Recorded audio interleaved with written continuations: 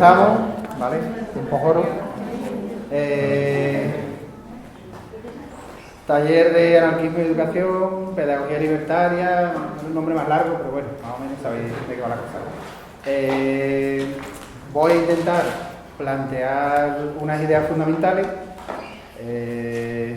así que si me dais un poquito de cancha, 40 minutos, 45 más, no creo que pueda porque ya la garganta no me va a dar más, ¿vale? Después hacemos una cosa así un poquito más participativa y por supuesto después lo más rico e interesante es que hagamos un debate entre todos y todas, que cualquiera por supuesto pueda aportar experiencias, opiniones, visiones, eso es lo más enriquecedor, ¿vale? Si ya hubo gente que estuvo ayer en el tallercito este de autogestión en la pública, que estuvo aquí conmigo, voy a alterar un poquito la dinámica. Ayer, si recordáis, estuvimos como la primera hora haciendo una actividad así en grupo, que la verdad es que vino muy bien también, porque estábamos recién llegadas y facilitó, ¿no? Que hay un poco.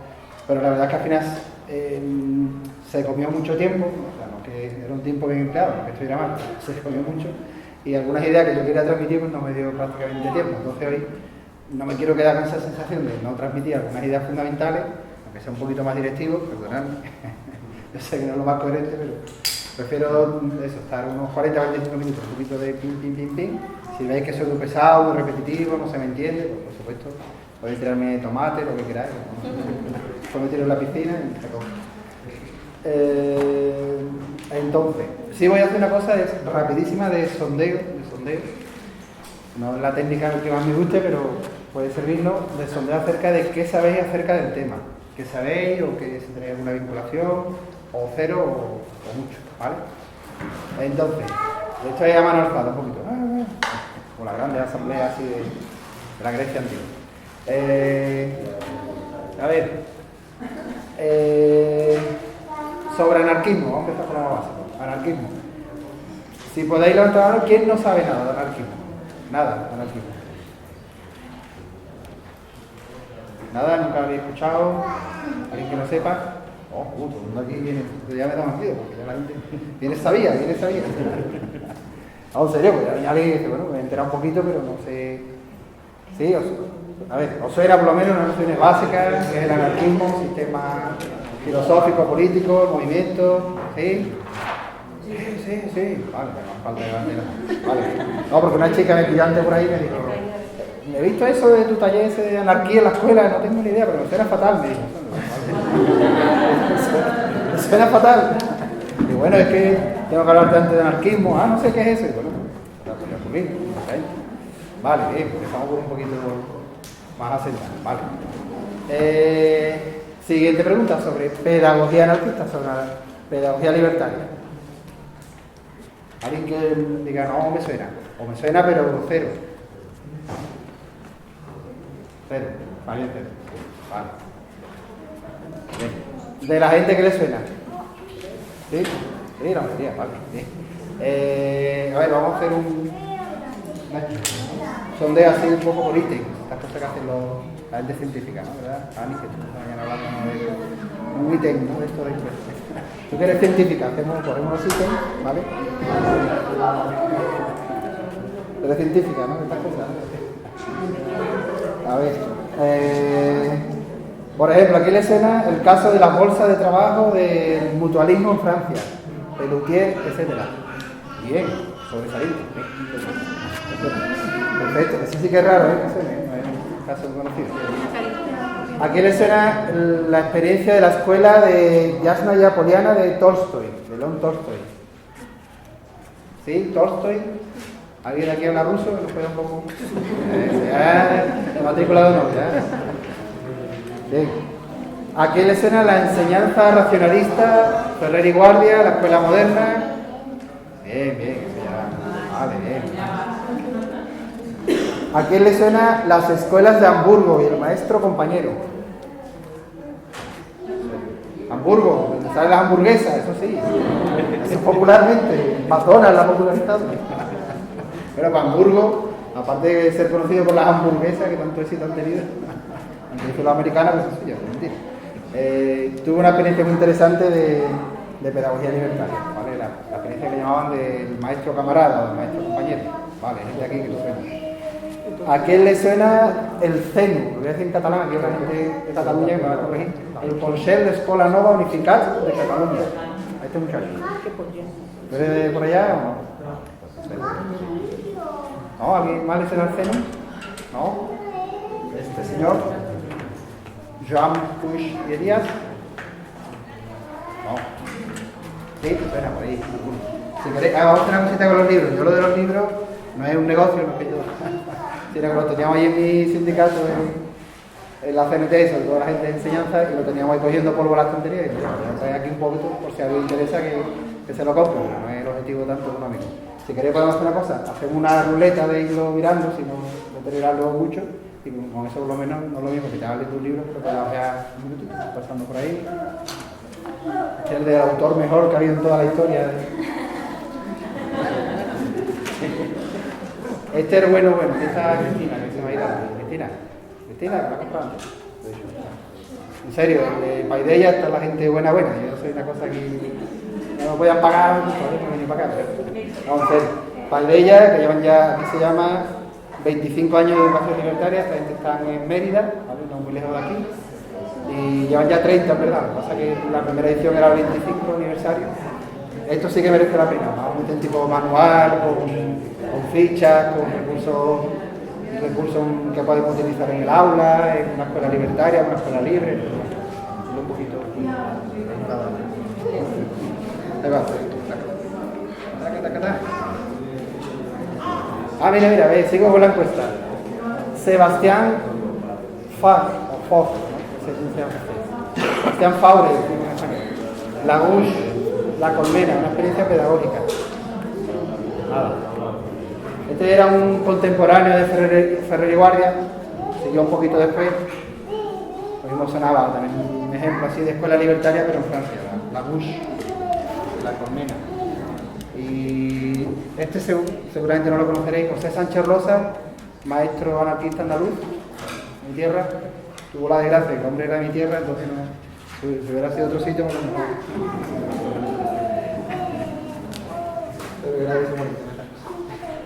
Y ya está, además no lo voy a pasar tanto porque no tiene una relación tan directa con la charla ahora como no mire, cosas se llaman de crítica a la escuela, fundamentalismo escolar, desescolarización y todo eso, ¿vale?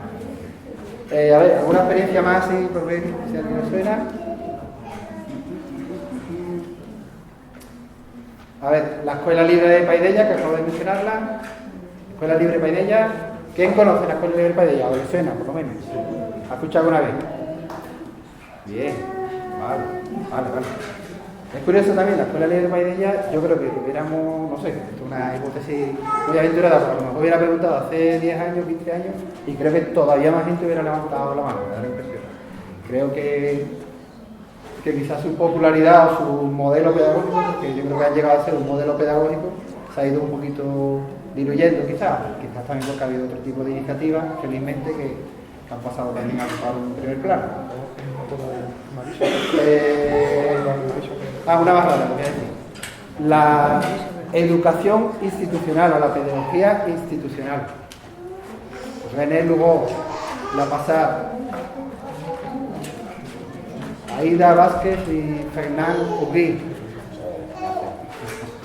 Vale, esa era una corriente francesa de autogestión, ¿vale? De autogestión en la escuela pública, sobre todo. Es curioso que hubo un impacto enorme aquí en España en los 70 y los 80 y desapareció, ¿no? Se le llama, el nombre es feísimo, Pedagogía Institucional Francesa. De hecho, confunde más de lo que realmente es, pero influyó muchísimo aquí en una generación entera de profes, así de los años 70 y 80, ¿vale? Bueno, veo que está aquí la cosa un poquito más. No está tan mal, o sea, que sí que hay gente con suena, con conocimiento, ¿no?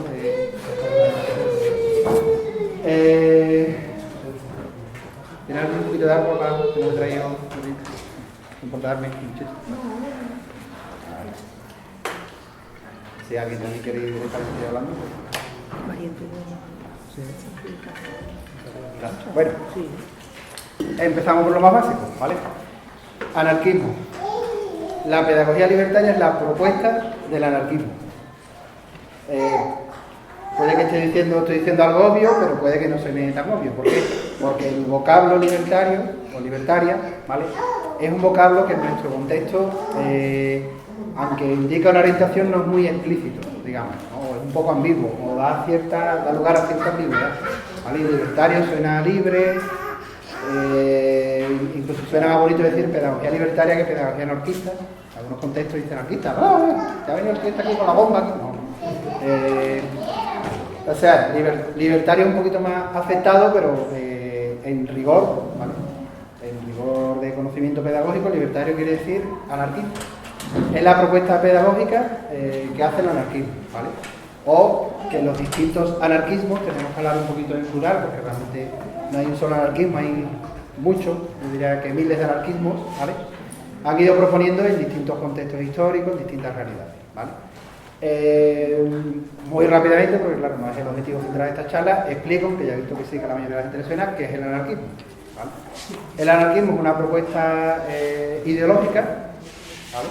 Es una propuesta ideológica y sobre todo es un movimiento social, un movimiento político en sentido amplio, depende de cómo utilicemos la palabra político, evidentemente. Evidentemente los anarquistas no somos un partido político, no nos presentamos a elecciones normalmente, o sea, quiere decir por el tema del el sentido que se le da muchas veces hoy en día a la palabra política. Pero sí que es un movimiento con una propuesta ideológica muy clara, ¿vale? Muy claramente situado en el espectro de los distintos movimientos, de las distintas ideologías, etcétera, etcétera. Y fundamentalmente lo que propone es una sociedad sin Estado, ¿vale? Una sociedad que funcione sin Estado, que funcione sin gobierno. La palabra anarquía viene del griego, arquías, sonará de arquías, monarquía, tetrarquía, todo eso, ¿vale? Es una sociedad sin gobierno porque fundamentalmente lo que propone es que el pueblo, ya si nos ponemos un poquito a debatir sobre los vocablos, no salimos de aquí, ¿no? Porque el pueblo o la gente sea capaz de organizarse sin necesidad de esa máquina burocrática que se llama Estado, gobierno, etcétera, etcétera. Sin leyes, sin una organización jerárquica, ¿no? Estructurada, burocrática, que hoy en día conocemos normalmente como Estado y gobierno, el gobierno que controla ese Estado, ¿vale? Las propuestas anarquistas aparecen con mucha claridad, realmente con claridad en el siglo XIX. Hubo, por supuesto, muchas propuestas anarquistas, incluso miles de años antes. Algunos hablan de Lao Tse en China, yo no me voy a meter ahí.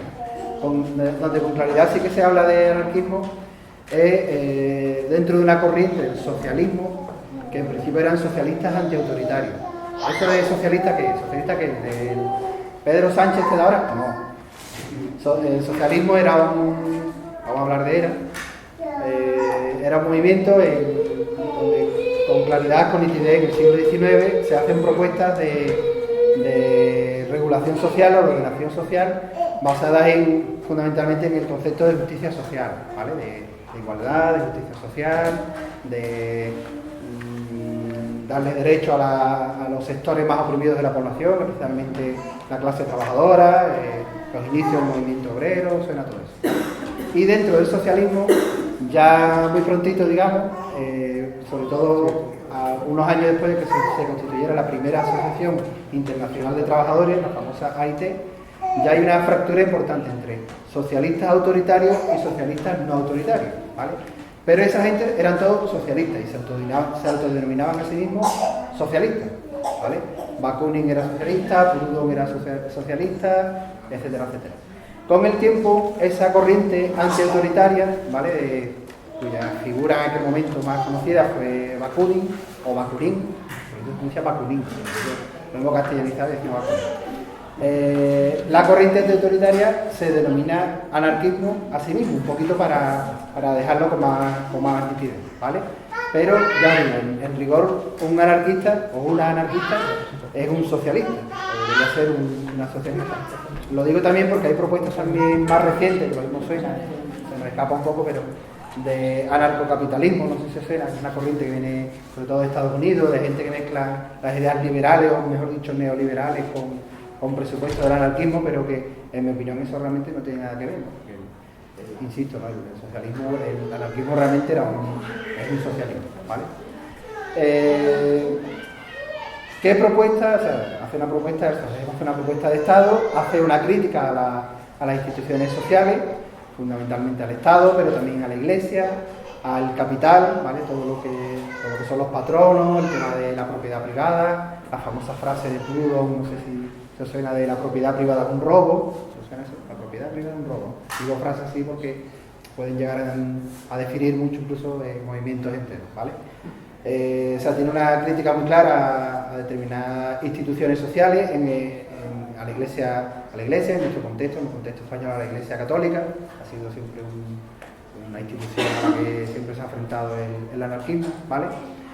Y a lo largo del siglo XIX y también a principios del siglo XX, el anarquismo no solamente es un movimiento de gente que piensa de una manera parecida, etcétera, etcétera, y que se va organizando, sino que llega a ser un auténtico quebradero de cabeza en algunos gobiernos europeos, especialmente, también el gobierno norteamericano, especialmente para algunos gobiernos europeos, por la magnitud, la amplitud que tuvo el movimiento, y llega a tener incluso algunas realizaciones sociales concretas de su propuesta de sociedad, ¿vale? O sea, han llegado a funcionar sociedades anarquistas. Con sus más y con sus menos, era una cosa normalmente no pura, no 100% pura, con corta duración, porque evidentemente no las dejaron crecer, ya hubo enemigos tanto de dentro como de fuera que se encargaron de liquidar eso rápidamente para que no cundiera el ejemplo, pero por decir cosas también fundamentales y básicas, que seguramente sonará de un mínimo de conocimiento histórico, la experiencia española de la llamada Revolución Española, o lo que nosotras denominamos la Revolución Española, que fue un periodo durante la Guerra Civil, ¿vale? Entre 1936 y 1939, en el territorio español, concretamente en distintos lugares del territorio español, no abarcó toda la península, especialmente en Cataluña, en Aragón, pero también en algunas zonas de Castilla, donde llegó a funcionar una sociedad anarquista, o mayoritariamente anarquista, con criterios anarquistas, fundamentalmente a través de colectividades, comunas llamaríamos, y no exactamente lo mismo, pero bueno, colectividades vinculadas a la producción económica, a la producción agrícola, a la producción industrial en las zonas industriales como Barcelona, etcétera, etcétera. Y fue una experiencia histórica de autogestión, ¿vale? de trabajadores y trabajadoras organizando la sociedad, controlando la economía, etcétera, etcétera, muy amplia, ¿vale?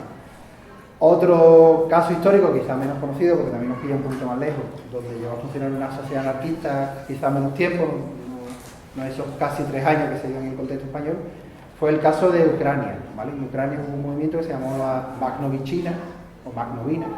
Se llamaba Magnovina o Magnovichina porque el líder era Magno, Néstor Magno, se le dio un poco el nombre del líder de estos anarquistas ucranianos, y fue un movimiento revolucionario, pero que intentó trascender a todo el movimiento de los soviets, digamos, de los bolcheviques, con un enfrentamiento claro con la propuesta bolchevique, que era una propuesta muy autoritaria, de instalar la dictadura del proletariado, el control estatal, etcétera, etcétera, ¿vale?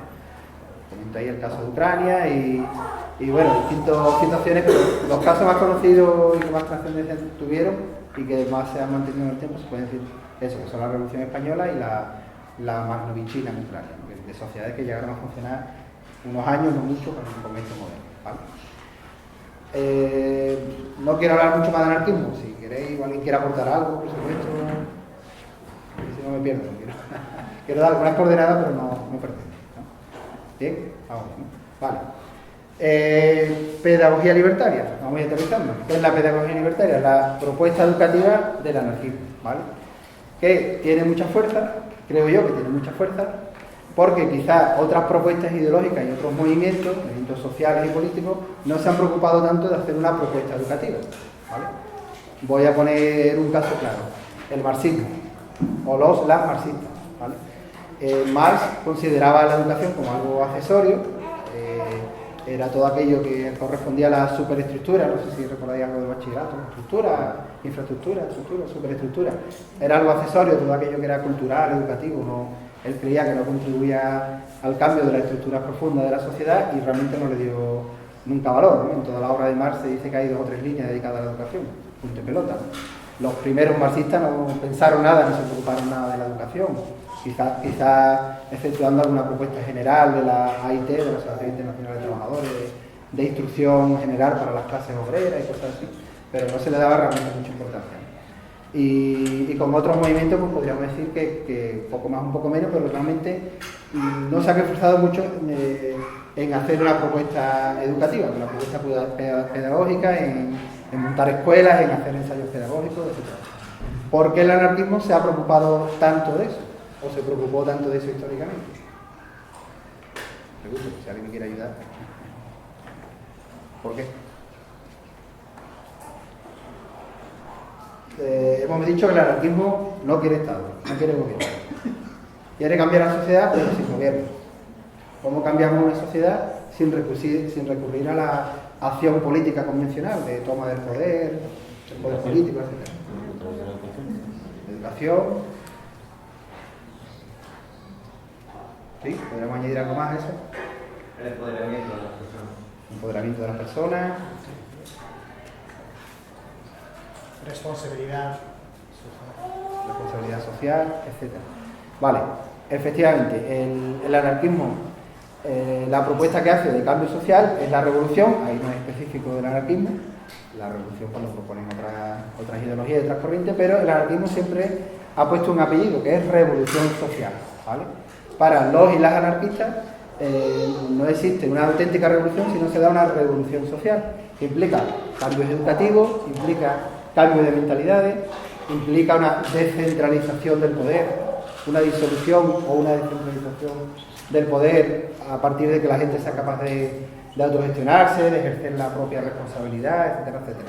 O sea, no podemos cambiar una sociedad prescindiendo del gobierno y del Estado, esa barbaridad que pretende el anarquismo, si realmente no se cambian las mentalidades, no se cambian las costumbres, las formas de relacionarnos, las relaciones amorosas, sexuales, familiares, todo.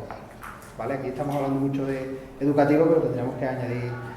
Entonces, sin revolución social no hay realmente un cambio, ¿vale?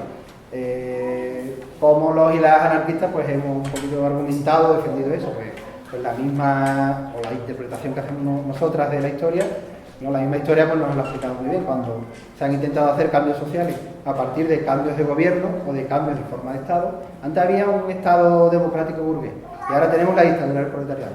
Esos cambios realmente no se han asentado. O sea, han cambiado las élites, han cambiado determinadas formas de ejercer el gobierno, etcétera, etcétera, pero la sociedad en profundidad normalmente no ha cambiado, ¿vale?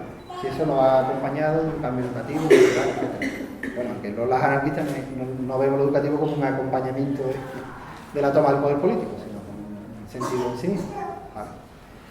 No sé si queréis hacer alguna pregunta, acotación. ¿De agua? ¿No sé? Claro, déjala si quieres. Deciste de algo, si no yo...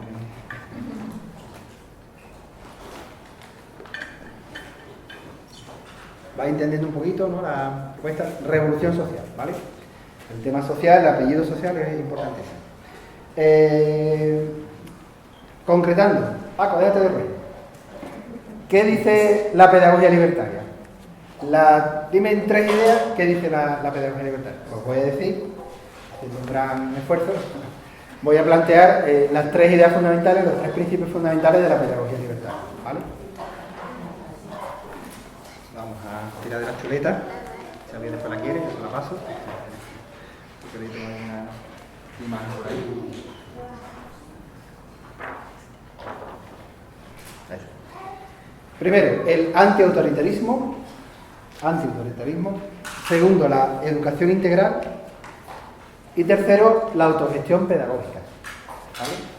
El tema de la autoridad, el tema de la integralidad o la educación integral y el tema de la autogestión. Esas son las 3 ideas fundamentales que yo creo que pueden resumir la pedagogía libertaria. Vamos explicando cada una de ellas. El antiautoritarismo. Pues estamos en contra de que la autoridad nos organice, ¿vale? De que sea la administración educativa la que regule y legisle lo que tenemos que hacer en cada momento, de que sea el Estado, de que sea la burocracia, de que sea el profe, la profe, que diga, hoy toca el tema 1, página 23, que diga si yo sirvo o no sirvo, si valgo o no valgo, si he aprendido o no he aprendido, que sancionen, ¿no?, a través de la evaluación, ya hablamos un poquito de eso, a través de la evaluación y especialmente a través de la calificación, que sancione el conocimiento válido y el no válido, ¿vale? El antitotalitarismo. La idea es que los grupos que están educándose o que están aprendiendo son capaces de autorregularse, ¿vale? Por tanto, hay un rechazo feroz, un rechazo fuerte de la autoridad como principio pedagógico. Alguien también mencionó ayer, la gente que estuvo ayer en mi taller, aquella frase famosa de la letra con sangre entra, ¿no? La letra con sangre entra, ¿no? Que, bueno, define muy bien todo lo que es lo más tradicional en la educación, en la pedagogía. Bueno, pues esto es todo lo contrario, la letra no entra con sangre. La letra entra, si quiere entrar, y si yo quiero que entre, pero por amor, porque los ritmos de aprendizaje faciliten que entre la letra, etcétera, etcétera. Yo creo que nos entendemos, ¿vale? Esa sería la idea de antiautoritarismo. Después la idea de educación integral, o integralidad, si queréis llamarle. La pedagogía libertaria habla de que no solamente tenemos que educar el cerebro, sino que tenemos que educar también todos los aspectos físicos, todos los aspectos manuales, todos los aspectos emocionales y sentimentales, ¿vale? La gente un poquito más antigua, sobre todo los pedagogas libertarias de finales del siglo XIX, principios del siglo XX, utilizaban esa expresión, educación integral, ¿vale? Y ellos hablaban normalmente, ellos y ellas hablaban normalmente de combinar mano y cerebro. Mano y cerebro, ¿por qué? Porque en aquella época el cerebro estaba muy valorado, sigue estando muy valorado, todos aquellos aspectos intelectuales de la sociedad se pagan mejor, etcétera, etcétera. Pero además todo lo intelectual estaba vetado a la clase obrera. La clase obrera en aquella época, hoy ha cambiado mucho, o ha cambiado algo, en aquella época la clase obrera no tenía acceso al plano intelectual, normalmente no sabía leer y escribir, no ejercitaba mucho los aspectos intelectuales, no iban a la escuela, etcétera, etcétera. Y sin embargo desarrollaba mucho los aspectos manuales, ¿no? Pensar en los trabajos manuales, artesanales, en la fábrica también, etcétera. Entonces ellos intentaban romper ya con esa dicotomía, con esa división de clases profesionales y de clases sociales a través de la práctica educativa. O sea, las escuelas racionalistas, que le llamaban aquella época, las escuelas libertarias, eran escuelas donde se valoraba tanto lo manual, lo emocional también, como los aspectos intelectuales. Hacían accesibles todos los aspectos intelectuales, etcétera, a la clase obrera, pero también le daban mucho valor al todo el aspecto manual, también todo el tema de la naturaleza, fueron un poco las pioneras de la educación ambiental, que le llamamos ahí, o de la educación ecológica, etcétera. Seguimos, otro principio, la autogestión pedagógica. ¿Qué es eso de la autogestión? Ayer hablamos un poquito en mi taller, entonces. Venga, ¿cómo podríamos explicar la autogestión a alguien que sale en una frase, dos frases? La capacidad de regularse a uno misma o... Regularlo, estaría bien. ¿Qué más? Buscar soluciones para necesidades de una manera individual, propositiva. Sí. También como más, o sea, como hablando de autorregularse en necesidades y tal, pero también el poder crear espacios educativos con independencia de control estatal. Yo intento explicar alguna vez la autogestión, bueno, ustedes lo han explicado mucho mejor que yo, pero yo lo explico con un refrán antiguo, un refranero castellano, que Juan Palomo, yo me lo guiso y yo me lo como. Yo soy Juan Palomo, yo me lo guiso y yo me lo como. Bueno, bien entendido, porque el refrán se puede utilizar de muy distintas maneras. Bien entendido, eso sería la autogestión. Yo me lo guiso y yo me lo como, ¿vale? No espero a que me lo haga alguien, no espero a que me lo regule alguien, a que me lo organice la Junta de Andalucía, la Comunidad de Madrid, la Comunidad de la Región de Murcia, ¿vale? Sino que soy capaz de autoorganizarme. La autogestión a dos niveles. La autogestión a nivel de que la comunidad o el grupo que sea tenga capacidad de instituir o de organizar la propuesta educativa que quiera, ¿vale? El proyecto educativo que quiera, a través de una escuela, de grupos de aprendizaje, de lo que crea, ¿vale? La capacidad, un poco poner en movimiento esa capacidad que tenemos de organizar la educación, o de organizar los aprendizajes, si no queréis utilizar la palabra educación, ¿vale? Pero también que el mismo grupo se autogestione los aprendizajes, ¿vale? Que el aprendizaje no dependa de un maestro, una maestra, de un libro de texto, de lo que diga el currículum oficial, etcétera, etcétera, sino que el grupo se regula los aprendizajes. ¿vale? Y ahora queremos aprender muchísimo sobre las mariquitas en el campo o queremos aprender muchísimo de física cuántica, ¿vale? Pero el grupo se regula el aprendizaje, marca su propio ritmo, cuánto tiempo quiere emplear en aprender eso, cómo quiere aprenderlo, si tira de expertos o no tira de expertos, si tira de internet o tira de libros, ¿vale? La capacidad de autogestión de los aprendizajes. La autogestión de los aprendizajes es algo muy natural, es algo muy humano, que tienen, yo creo que tienen todas las sociedades humanas, unas las tienen más perdidas y otras las tienen menos perdidas, ¿vale? Ayer puse el ejemplo de montar a bicicleta. Yo, casi todo el mundo aquí decía, no, yo aprendí a montar en bicicleta pues por ensayo de error, me caía, me dejaba la rodilla abajo, o me ponían ruedines, después me los quitaban, etcétera, etcétera. ¿Cómo aprendemos a montar bicicleta? Pues nosotras mismas, un aprendizaje inductivo, como ya otra vez, ¿vale? Tenemos capacidad de aprender por nosotros y nosotras mismas. No tenemos siempre que apuntarnos en un máster, en un curso a distancia, en leernos el libro que nos lo explica aquí todo. Aquí está todo clarito, ¿cómo tengo que hacerlo? No. Tenemos una capacidad tremenda, ¿vale? En el caso del anarquismo, de la pedagogía libertaria, la propuesta de autogestión es fundamentalmente colectiva. O sea, no es una propuesta de autogestión individualizada. No nos interesa tanto eso. También, pero ocasionalmente nos interesa mucho más la capacidad que tienen los grupos de autogestionar su educación, ¿vale? Que sea realmente el grupo el protagonista, que no sea una cosa individualista. Seguimos un poquito más. Ustedes, como queráis, como sea.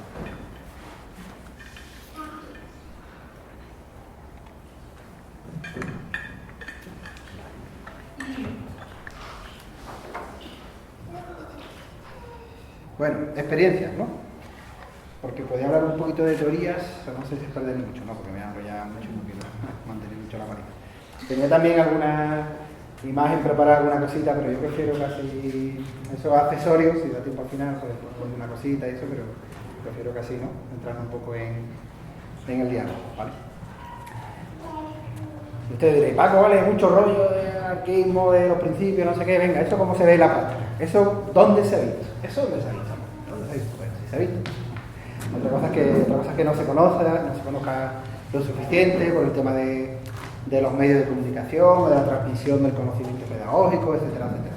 Pero sí que ha habido muchas propuestas de pedagogía libertaria a lo largo de la historia y actuales, algunas actuales. Yo creo que tengo que matizar con algunas, porque en la actualidad realmente quedan pocas propuestas de pedagogía libertaria claras, ¿no? Quiero decir, autodenominadas anarquistas o algo parecido, ¿vale? Pero sí que históricamente ha habido muchos casos. Una cuestión interesante es que las experiencias de pedagogía anarquista que más extensión han tenido, me refiero en cuanto a gente a la que ha llegado, o sea, niños, niñas a la que ha llegado, maestros, maestras participando, escuelas, etcétera, ha sido en el seno del Estado. O sea, dentro de la institución estatal. ¿Cómo que? Sí. Las escuelas de Hamburgo, las famosas escuelas del maestro compañero, del maestro camarada, que fue una experiencia en torno a 1920, los años 20 en la zona de Hamburgo, en Alemania, ¿vale? Donde participaron varios miles de niños de varias escuelas de la zona de Hamburgo durante 5, 6, hasta 10 años algunas en un funcionamiento de ese estilo, ¿vale? Y eso era dentro de la escuela estatal alemana, en la zona de Hamburgo. Lo que pasa es que ya después llegó el nazismo y arrasó con eso, por supuesto. Y después el caso más generalizado de cientos de escuelas libertarias funcionando estuvo en el marco de la Generalitat de Cataluña durante la Guerra Civil, que fue el famoso, el del CEN, Consejo de Escuela Nova Unificada, Consejo de Escuela Nova Unificada, que dirigió Puig Elias, Joan Puig Elias, ¿vale? Algunos dicen que era el continuador de Ferrer y Guardia. Bueno, yo creo que esto profundiza incluso mucho más que Ferrer y Guardia, pero para que os situéis un poquito, ¿vale? Y ahí también fueron cientos de escuelas públicas de la Generalitat. En este caso fue que se unificaron las escuelas privadas, vamos a denominar así, las escuelas racionalistas que pertenecían a la CNT, a los Ateneos Libertarios en Cataluña, que tenían un funcionamiento independiente, algunas de hacía muchos años, se unificaron después del proceso revolucionario con las escuelas públicas, ¿vale? Y la dirección pues la llevó un anarquista, que era Puig Elias. Y es curioso que se dio en el seno de la escuela pública, de la escuela catalana, ¿no? Hasta que ya acabó la guerra, por supuesto, ya no dejaron nada de eso. Bueno, dicho esta salvedad, que es una, no sé si una curiosidad histórica o yo creo que merece la pena mencionarla, voy a mencionar algunas de esas experiencias que ya hemos dicho antes. Las bolsas de trabajo, el luthier. Hubo una chica allí que levantó la mano. ¿Sí? Venga, cuéntame.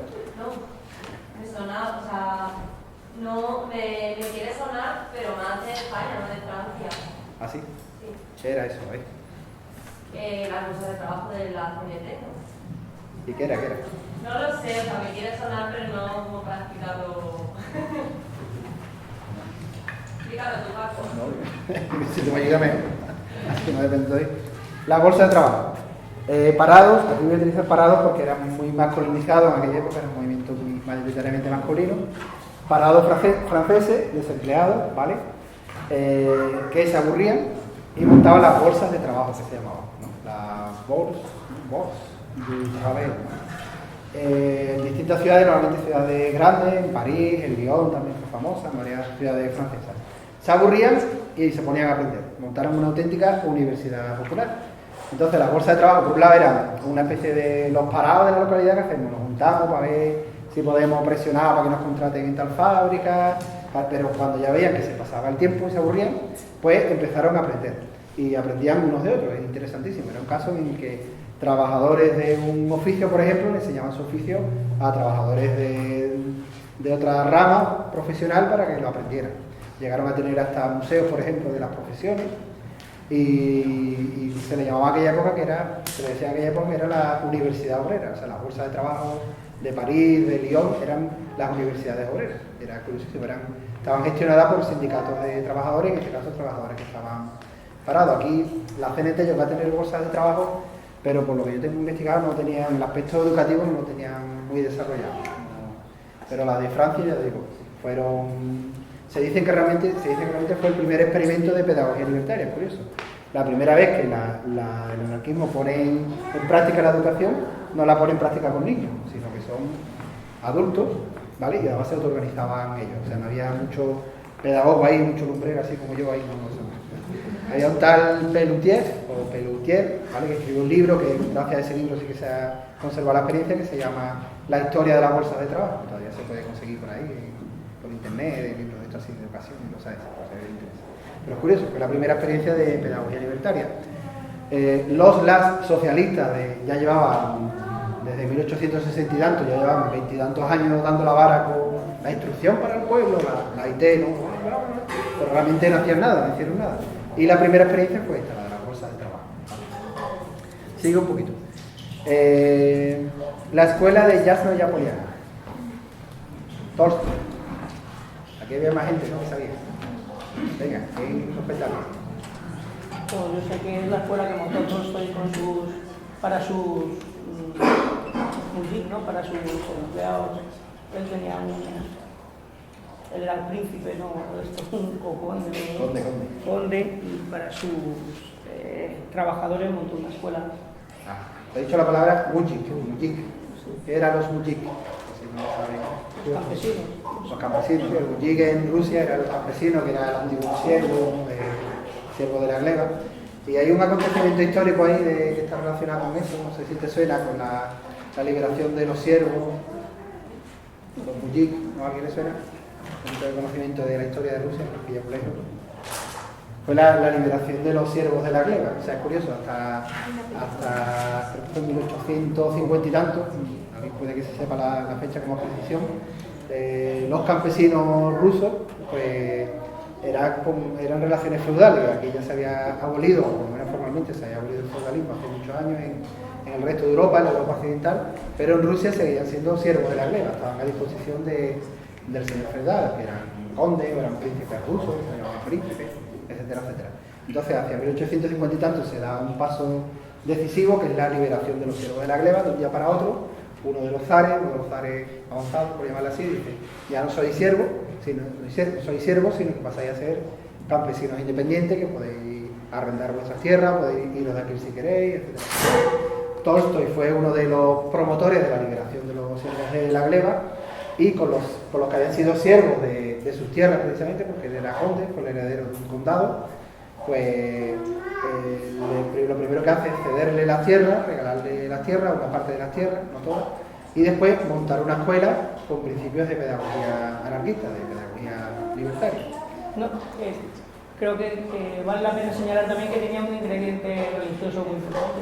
O sea, que ahí hay una cosa que a lo mejor merece la pena que comentes, porque antes se ha hablado que el anarquismo pues, era una crítica a la religión y sin embargo Tolstoy escribió una adaptación del Evangelio para su... Tolstoy era cristiano. ¿Vale? Lo que pasa es que él buscaba un cristianismo muy original, estaba peleado con la iglesia ortodoxa rusa, se cambió 3 veces de iglesia, ¿sabes? Primero se peleaba con la iglesia ortodoxa rusa, después se pasó a la católica, vio que era lo mismo y se salió. Y después se hizo de una iglesia protestante, no sé exactamente cuál de ellas, una evangélica, y también se salió, entonces era un cristiano muy crítico. Él, por ejemplo, no se autodenominaba anarquista, no sabe, no le gustaba autodenominarse anarquista, pero después estaba siempre con los anarquistas, su principio era anarquista. En 1905, cuando se funda un manifiesto por la educación libertaria internacional, él lo firma, es el único no anarquista formalmente que lo firma, junto con Kropotkin, con gente así de aquella época. O sea que es curioso, era un anarquista que no quería, que era cristiano, no quería directamente decir que era anarquista. Él era no violento, ahí sí se diferenciaba de una parte del movimiento que en aquella época defendían la acción armada, la acción violenta, etc. Pero bueno, fue un experimento muy interesante, fue muy motivador no solo para la pedagogía libertaria, sino para todos los movimientos de escuela nueva, que se le llamaban, o sea, de renovación pedagógica. O sea, siempre el modelo de la escuela de Jasna y Apollana estaba ahí de referencia, ¿vale? Y era una escuela muy asamblearia, los contenidos sí que eran formales. O sea, si leí el libro de que se llama así, la escuela de Jasna y Apollana, pues explica un poco el programa de estudio, que era un poco el programa oficial del gobierno ruso, pero bueno, hacía las cosas de una manera muy distinta, había mucha camaradería con el maestro, los niños eran muy libres, aprendían por supuesto a pensar, era una escuela para campesinos, ¿no? Para niños pobres de la zona. Venga, sigo un poquito que si no me tengo demasiado. A ver, voy dando saltos históricos porque realmente tuve mucha experiencia pedagógica. El orfelinato de Sempuy, o Sempuy, si lo castellanizado. Tú dices que sí, ¿no, Ana? ¿Te anotó algo? Bueno, estaba en Francia, ¿no? Finales del 19 o así. Sí. Y lo dirigió por Robert, que ha escrito mucho de educación integral. Y bueno, hacían educación libertaria, pero ya como una letra. ¿Y cómo eran esos niños? No sé si lo has dicho o no. Pues eran huérfanos, la exclusión social, para todos. Eran huérfanos, era un orfanato. Es curioso.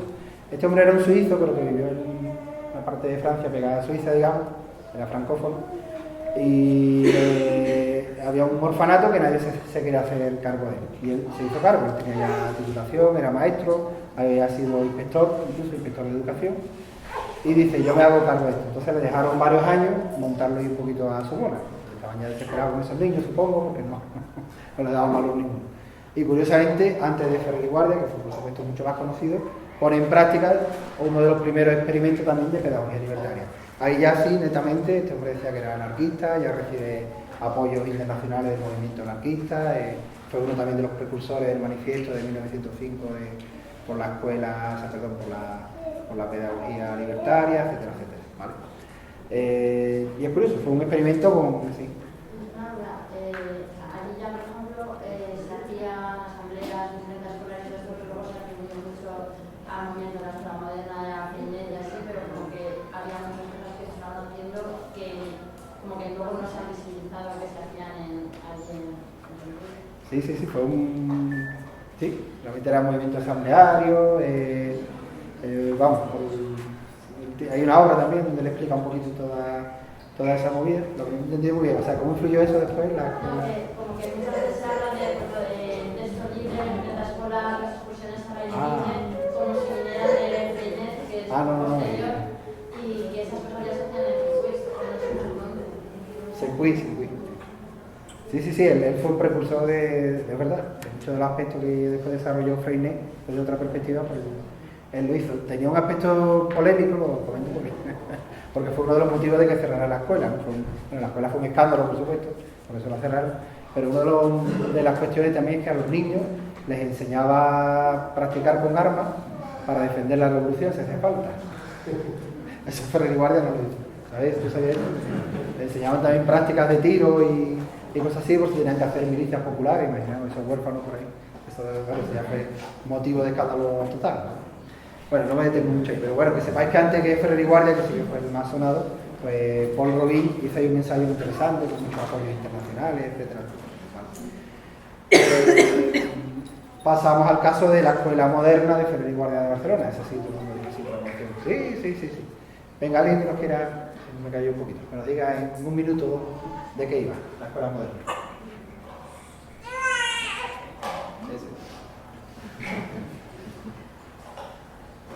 ¿Dónde estaba la Escuela Moderna? ¿Alguien de aquí, de Cataluña? Joder, una seña de identidad, ¿no? De Barcelona. Ya no es bona. ¿Dónde estaba la Escuela Moderna? ¿En qué calle? ¿Alguien de aquí de Barcelona? Tiene que haber gente de Barcelona, ¿no? ¿No? ¿Nadie de Barcelona? Sí, de Barcelona sí, pero no conozco el detalle. No, estaba en la misma Barcelona. La calle Bailén. La calle Bailén, eso es. En el barrio de Gracia, la calle Bailén, la calle con Solera, allí estaba la Escuela Moderna, ¿vale? ¿Qué más podemos decir de la Escuela Moderna? ¿Quién fue su precursor, su director? Ferrer y Guardia. Que recibió una herencia de una señora francesa. Ajá. Y gracias a eso pudo tener la financiación para montar una escuela siguiendo los principios libertarios que había aprendido en Francia. Y sacaba a los niños al campo, a pesar de estar en plena Barcelona, y seguía los principios de educación integral, de autoritarismo y de justicia. ¿Cómo se llamaba la señora esa que le dijo la herencia? Se llama Mesnier, la señorita Mesnier. Así. Una señora francesa que se la cameló, entre nosotros, se la cameló un poquito para que si se moría la herencia, fue una herencia millonaria de francos, creo que fue 1 millón de francos. Y con eso montó la Escuela Moderna, contrató al profesorado, montó la editorial de la Escuela Moderna, con los libros que se extendieron por todo el mundo, no solo por toda España, sino por todo el mundo. El boletín de la Escuela Moderna, la editorial imprenta de la Escuela Moderna, profesores, profesoras de máximo nivel, importó profesorado de Francia, no sé si sabéis eso. En aquella época, a nivel pedagógico, el referente para nosotras, ahora es Estados Unidos, pero en aquella época era Francia. Entonces él trajo a varias profesoras francesas, se daba francés, el inglés no era como ahora, que era el segundo idioma era el francés. ¿Vale? Lo monta en la calle Bailén, en el barrio de Gracia, ¿vale? Y es una escuela, ¿para quién estaba dirigida? ¿Para obreros? Tenía mucha clase. Efectivamente. ¿Cómo le llamaba a eso? Coeducación. ¿Coeducación de qué? ¿Coeducación de la fermita? Coeducación de clases y de sexo, muy curioso, ¿vale? La gente de la Escuela Moderna decía, no, esta no es una escuela para obreros. Ojo, después hubo escuelas racionalistas que sí que eran para obreros, la mayoría. Pero esta no fue una escuela para obreros, fue una escuela para quien quisiera ir a la escuela, ¿vale? Y había gente de la burguesía catalana, ¿vale? Que estaba en parte financiando ese proyecto y apoyándolo, y había también gente de la clase obrera, solamente niños y niñas del barrio de Gracia que no tenían, que en aquella época pues, era un barrio proletario y no tenían muchas oportunidades, ¿vale? Y él hablaba de coeducación de clase y de sexo o de género, ¿verdad? Porque fue uno de los primeros experimentos en nuestro país de meter niños y niñas juntos en el aula. Un escandalazo. O de escandalazo literal, o sea, desde el minuto 1, desde el primer momento en que se montó la Escuela Moderna y empezó a difundirse, etc., la prensa católica, las autoridades católicas, el arzobispo, el arzobispo de Barcelona, a ese hombre no lo dejaron descansar. Tanto es así que no lo dejaron descansar que en 1900, o sea, la escuela empieza a funcionar en la calle Bailén en 1901, en 1906 se clausura definitivamente la Escuela Moderna y en 1909 fusilan a Ferrer y Guardia. ¿Por qué lo fusilan formalmente por montar la escuela? No, lo fusilan por otro acontecimiento, que fue la Semana Trágica, que no nos vamos a detener mucho ahí, fue una especie de insurrección popular que hubo en Barcelona de unos días, y le acusan a él de ser el instigador de la Semana Trágica. Eso ya después se ha demostrado, no tenía ni pie ni cabeza, pero claro, este hombre tuvo la osadía de montar todo ese chiringuito, estar bien relacionado con el movimiento anarquista de la época, con los republicanos federales de la época, tener conexiones internacionales. Ese hombre se convirtió de un día para otro en el gran ogro del gobierno español, de la iglesia, etcétera, etcétera. Y en 1909 es fusilado en el foso de Montjuïc. Ahí sí que tiene no sabes, una tumba. En el cementerio, más grande, sí. Más cosas que podamos hablar de la escuela moderna. Lo llevaremos por ahora.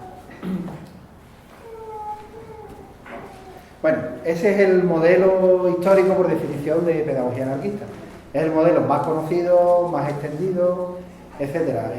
A Ferrer y Guardia, cuando lo fusilan en 1909, lo acaban convirtiendo en un mártir de la pedagogía, y lo que hacen realmente es darle mucha más publicidad, darle más difusión a ese modelo de escuela. Las escuelas racionalistas, que así se denominaban en aquella época, se extienden por toda España, especialmente por la Comunidad Valenciana, por Andalucía también, ¿no? Ese señor que estaba por ahí, Sánchez Rosa, que tenía escuelas racionalistas en Sevilla, en el barrio de Triana, pero también se extienden por Brasil especialmente, por México, en el México post-revolucionario. Ya se nos olvida, ¿el México por revolución? Sí, la revolución esa de Zapata, del Pancho Villa, después vamos a la cantina mexicana y están esas fotos, ¿no? En el México revolucionario y post-revolucionario, el modelo pedagógico fue el modelo de Ferrer y Guardia, el modelo de racionalista. En Veracruz, no sé si suena, Veracruz es un estado, uno de los estados mexicanos, es donde más se difundió, llegó a ser también el modelo estatal de escuela de post-revolucionario. Sí, sí. En Estados Unidos, ¿vale? En Estados Unidos tuvo también una difusión amplísima todo el movimiento de escuelas racionalistas, de escuelas modernas, la Modern School de Nueva York, que todavía funciona, no sé si lo sabéis. Yo no he ido nunca, pero bueno, dicen que sí. Funciona una Modern School en Nueva York. Incluso algunos, ya estos son ya curiosidades, pero algún actor y actriz famosa de lo de Hollywood, que vemos en alguna película, ha estudiado en escuelas racionalistas. Voy a decir el caso más conocido, a lo mejor la conocéis, Judith Malina, no sé si suena. A que todo el mundo ha visto aquí 101 dálmatas. De chiquitito, nos quedamos traumatizados con esos perritos. 101 dálmatas, sí, la mala de 101 dálmatas. Judith Malina es una actriz de los grupos de teatro anarquistas estadounidenses y fue una niña de la Modern School de Nueva York. ¿Sabes? Estas cosas se pierden, etcétera, etcétera. Es curioso, si hacemos, eso ya es para gente como yo, que soy un friki de estas cosas, si hacemos una investigación ahí, muchas veces utilizando internet mismo, etcétera, nos quedaríamos alucinados como la propuesta de la escuela moderna llegó a sitios insospechados y como fuera de nuestro país hay gente que todavía lo recuerda o que tiene que ser un malos recuerdos y aquí ni siquiera se conoce, una figura quitando unos círculos, gente con formación pedagógica no se conoce. Si visitáis Bruselas, Bélgica, la capital de Bélgica, y visitáis la Universidad Libre de Bruselas, no sé si suena, es la universidad un poquito más crítica, más independiente, una universidad estatal, pero más independiente que hay allí. En la avenida principal, en la avenida Roosevelt, tiene una estatua dedicada a Ferrer y Guardia. Que yo cuando lo vi me quedé diciendo, Ferrer y Guardia, por ahí, ¿por qué? Y los belgas lo tienen allí, ¿por qué? Para que acabamos un poquito de entender. Ferrer y Guardia es asesinado en 1909 y está en el ojo del huracán, pero no solo en el ojo del huracán de España, que he dicho antes, sino en el ojo del huracán del movimiento de renovación pedagógica internacional, ¿vale? Porque él funda también la Liga Internacional de Educación Racional, como se llama. De educación libre no, de educación racional, ¿vale? Y en ese meollo mete no solo hace que participen anarquistas, sino también entes que no eran anarquistas, pero de pedagogía innovadora. Por poneros otro gran referente de la innovación pedagógica, de Crolí, el belga de Crolí. ¿No? ¿No sé? Qué pena que se le vea. El aprendizaje por proyecto, que ya se estaba comentando aquí algunas veces, el trabajo por proyecto y todo eso, de alguna manera podemos decir que lo creó este hombre, que es un belga de la escuela nueva, un poquito de allí, francófona también y todo eso. Y por ejemplo el círculo de Crolí y el círculo de Crolí estaban conectados perfectamente con Ferrer y Guardia, que además tiene publicaciones en francés, se carteaba con esta gente, hacía encuentros internacionales, etc. O sea, este hombre estaba en el ojo del huracán. Yo me atrevería a decir que estaba incluso mejor relacionado internacionalmente que la Institución Libre de Enseñanza, o sea, la ILE, que se suena mucho más, la Institución Libre de Enseñanza, que en verdad aquí en el contexto español de la educación liberal y después socialista. Realmente ha sido el modelo pedagógico durante un tiempo de los socialistas, incluso del Partido Socialista, con Giler de los Ríos y toda esta gente. Pero la ILE estaba realmente mucho menos conectada con los movimientos de renovación pedagógica, porque ellos eran seguidores del krausismo, que era el krausismo realmente no tuvo influencia un poquito en Alemania y en España con la ILE, pero mucho con otra.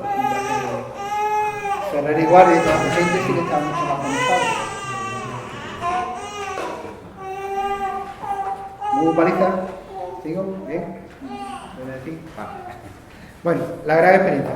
La escuela racionalista, se sigue el modelo de escuelas modernas, esto se expande por todo el mundo, ¿vale?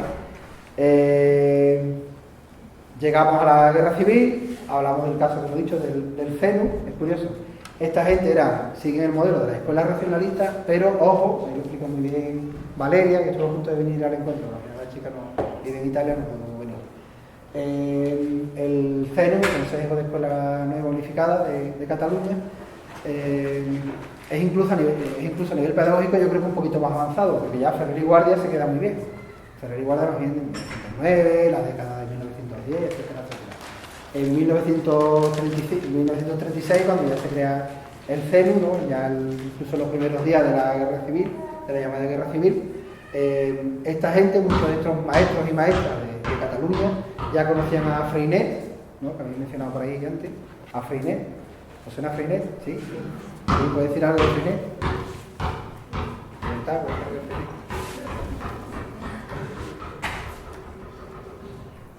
Venga, Ani, ¿tú me has dicho algo de Freinet? ¿Quién era Freinet? Freinet, ¿quién era?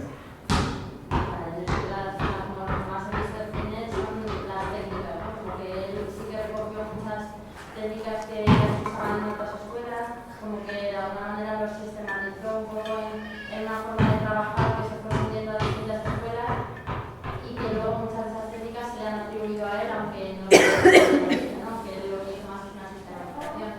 Y pues el texto libre, las excursiones también recuperan un montón de técnicas, las asambleas,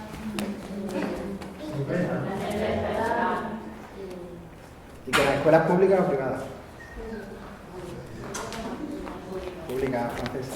Y luego creo que era también porque, como que hablábamos de sustituir, o sea, como las tareas que tenían normalmente en el aula, convertirlas como en una mesa en la que se ponían empresas y se hacía trabajo de escritura. Y, o sea, hay una frase que me gusta mucho de como un movimiento de un colectivo de gente que seguía Cenet, que decía que si eliminas la tarima de tu aula sin haber eliminado antes tu tarima interna, lo único que estás haciendo es complicar un poco más las prácticas. Bueno, pues el movimiento Freinet tuvo un impacto importantísimo en toda Europa, ¿vale? De escuela popular, escuela comprometida con las clases populares, surge dentro de la escuela pública francesa, surge en la escuela rural francesa, no en la escuela urbana o urbanita, ¿me entendemos?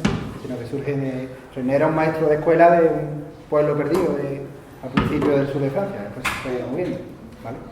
Y fue, yo creo que fue el gran modelo más generalizado en Europa de pedagogía popular. Bueno, de hecho todavía funciona, todavía existen maestros que siguen el movimiento Freinet y las técnicas Freinet, pues fue el más extendido en Europa. Los maestros maestras del CENU en el año 36 ya estaban empapados totalmente de eso, ¿vale? Ya habían conocido personalmente a Freinet, les pillaba cerca, manejaban las imprentas escolares, etcétera, etcétera, ¿vale? Entonces imaginad todo eso en ebullición en el año 36-39, toda la tradición libertaria de Ferrer y Guardia, no sé qué, pero mucho más avanzada, creo yo, pedagógicamente, etcétera, etcétera. Y esto además poniéndolo en una cuestión de masas, ¿vale? Hago un inciso, que no es el objeto de esta charla. El movimiento Freinet todavía aquí en el contexto español sigue funcionando, no sé si lo sabéis. Tienen una organización que se llama el MCEP, Movimiento Cooperativo de Escuelas Populares, o de Escuela Popular, ¿vale? Que hace dos semanas tuvieron su encuentro, un encuentro parecido al nuestro este.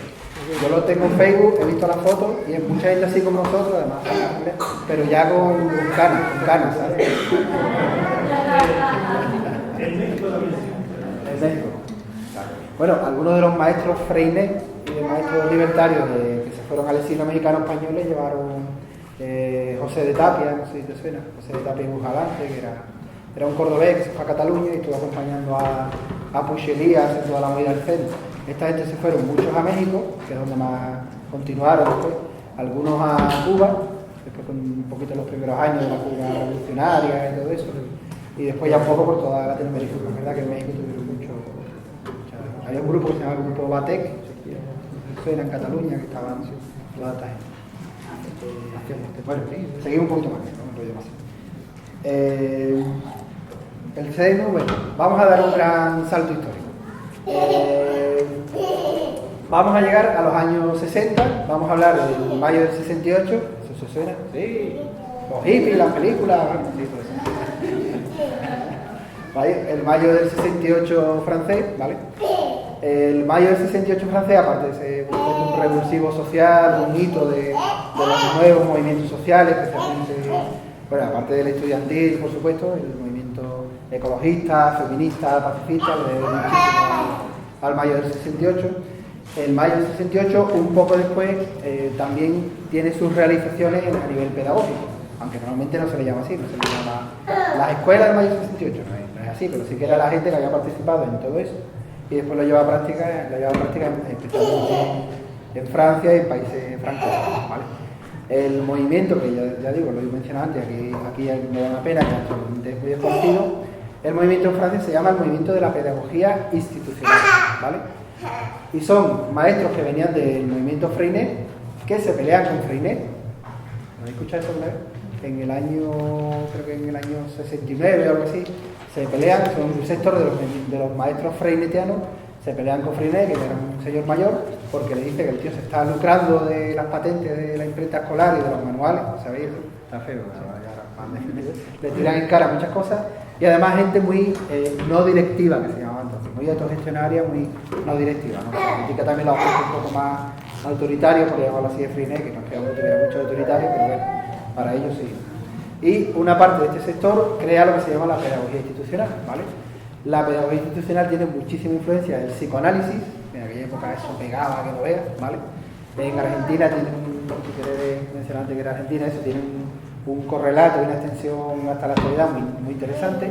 O sea, muchos de estos sociólogos, médicos y pedagogos del movimiento de pedagogía institucional van mucho a Argentina y a Uruguay a formar a gente, a capacitar a maestros, sociólogos, Lugón, no sé si suena, Logreau, era anarquista, La Pasada, Los Brot. Esta gente, si os vais a la librería esta de Pasión de Viejo, encontráis ahí, baratísimo, por €1, tonelada, ¿no? Y una persona está olvidada.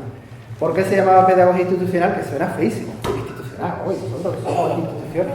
¿Por qué? Porque ellos hablaban de que el grupo de alumnos tenía que ser un grupo instituyente, o sea, era un grupo que tenía que instituir, ¿vale? Que instituir sus formas de funcionamiento, sus acuerdos, por eso la expresión institucional, que yo, si pudiera traducirla ahora mismo del francés al español, hubiera utilizado otra expresión un poquito más gancho. Ya hubo una época que empezaron a hablar más claramente de pedagogía autogestionaria, que sí que ya suena un poquito mejor, pero ellos hablaban de pedagogía institucional. Y lo que intentan, todo también, ya digo, una carga analítica, ¿no? De psicoanálisis tremenda, que ya te pierde, hay que hacer un cursillo especialmente de la última corriente está el psicoanálisis del francés, ya se me olvida. Ayudarme. Lacan, el psicoanálisis lacaniano, que tiene un pacto bestial en Francia y en Argentina también, ¿vale? Muchos de los lacanianos pues, estaban ahí en la pedagogía institucional. Y esta gente lo que hacía era asamblea con los niños y que los niños se autorregularan e instituyeran sus propios acuerdos y formas de funcionamiento. Y eso para ellos era revolucionario, era un poco llevar el mayo del 68 al día a día de la clase, ¿vale? Él, para que lo entendamos un poquito, digo él, porque estoy hablando de Lugo, el principal referente, uno de los principales referentes. Lugo hablaba que una institución, por ejemplo, para los niños es cuando instituyen o se ponen de acuerdo en cómo utilizan el jabón para lavarse las manos. Se ve que tenían lavabos en el aula con las profesoras en aquella época, y cómo se ponían de acuerdo para utilizar el jabón de mano, ¿vale? Ellos organizaban sus turnos o le daban un cachito a cada uno, etcétera, etcétera. O sea, hasta lo más cotidiano, los chicos, las chicas tienen un poder, diríamos hoy, un poder tremendo, que ellos lo que intentaban era que lo despegaran, ¿vale? La pedagogía institucional, ya os digo, tuvo un impacto tremendo en los años 70, 80. Os voy a mencionar, por ejemplo, el colegio Trabenco en Madrid. Trabenco, ¿sí? La gente vamos, hablarán francés, porque son totalmente de esa cuerda, ¿vale? Hasta luego. Aquí creo que hubo alguien por aquí que mencionó la psicomotricidad vivencial, ¿no? La psicomotricidad música que estuvo esta mañana. La gente que ha trabajado con la línea de Couturier y todo eso, esa gente está muy relacionada, ¿vale? La Couturier y Georges Mendel tienen incluso trabajos en común, que algunos están traducidos al español, ¿vale? Y todavía siguen funcionando escuelas francesas con ese sistema. El modelo más conocido es el liceo autogestionario de Saint-Nazaire, Saint-Nazaire, diríamos. Saint-Nazaire, que sabéis, una ciudad que está al norte de Francia, tiene un liceo, que llaman un instituto, algo parecido a un instituto nuestro de secundaria, que funciona con un sistema autogestionario también. Tiene su página web, lo podéis visitar, está todo francés. Pedagogía institucional. Salto siguiente. Contexto español, o del Estado español, Mérida, la Escuela Libre de Paidella, ¿vale? Ahí es donde, si queréis empapar estas cosas, mis charlas son una caca, de verdad. ¿Portáis eso? No, una caca. Tenéis que ir a Mérida, ¿vale? Esta gente lleva no 25, sino creo que ya 30 y tantos años, funcionando desde 1979, estamos en 2017, sí, casi 30 años.